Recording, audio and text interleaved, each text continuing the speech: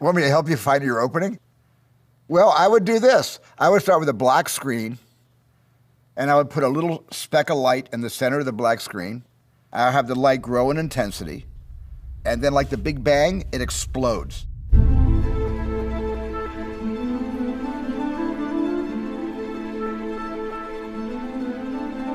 Life often makes no sense. There's something about stories that gives a sense of order and purpose to the world and allows us to live other lives than the life we're living.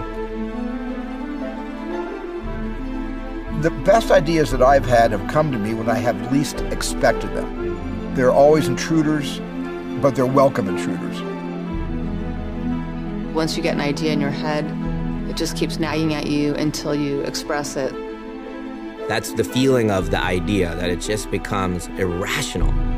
There's a woman sitting in a car in a field. Now I need to know why she's sitting there. I begin to believe that there's something of myself that I can share with an audience. If I'm thrilled, that's a good sign. If I'm laughing, that's a good beginning. It's the spark. It's the living with the thing. It's the outlining of it. I find writing to be the hardest part. Writing and rewriting for months or years. She dies. No, she lives. He dies. The first draft, the second draft, the third draft, the fourth draft, the fifth draft, the sixth draft, yada, yada, yada. Then you begin to build the collaboration that will help you go on that voyage. You've got to find the cast of your dreams. For every character that I decide to do, I envision memories for them. I create the dimensions of who this woman is. Imagine if you were this person, and imagine if you lived in that world. You have to think about the environment that the story exists in. How are you going to create that environment? What's the look going to be? What's the tone? What's the palette? How's it going to work? The costumes, the props, the set design. Little by little, and the elements start to come together and build on each other. It's electric and amazing. You know, the thing is becoming alive. You walk onto the set and you smell this amazing aroma of sawdust, wood, and plaster. You just sort of disappear into this fantasy world.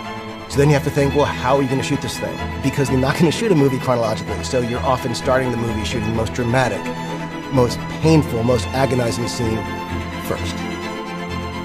My anxiety often starts at about 3 o'clock in the morning. The wheels have started turning. There is an excitement and a dread. You definitely go in with a very concrete sense of what you're aiming for. Then you have to be willing to throw it all away. Nothing I'm doing is good, nothing is working. The shot goes up and it's not right. And that's torture. It's not a big deal when it's just you and a pad of paper, but when it's countless numbers of talented people who are all waiting around and the sun is going away. You're under so much time pressure and you're kind of holding your breath. Tick, tick, tick, tick, tick, tick, tick. The pressure is on and it's horrifying. Fear is good. At least for me, it's good. The fear of failure is a kind of octane that keeps me wanting to stand on the edge of the abyss, but at the same time not plunge to my career death. It's all falling apart, and a new possibility appears. There are those moments when the actor is sitting there and she's doing the thing that inspired you months, sometimes years earlier. Everyone is quiet and the crew's just focused and everyone's done their job to get you to this moment. Somehow everything is in sync. There's truth pumping through your veins and into the story that you're telling.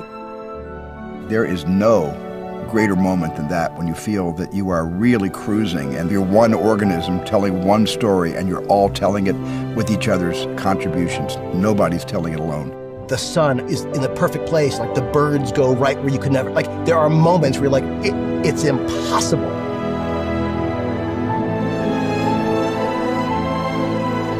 Finally, you wrap the project, and then it goes out into the world, and you hope that all of these decisions that you were part of, that you collaborated on, it will move people and touch people in a way that it seemed like it was inevitable. Nothing works if the themes don't connect with the audience. They have to. Sharing stories with one another makes us feel less alone. Everyone deserves to have their story be told. That's what makes us special, is the tapestry of who we are as human beings. To become involved in someone else's life That's the idea of what a story should be. A story should make you forget your surroundings, should make you forget your agenda, your day, and hopefully makes you forget yourself.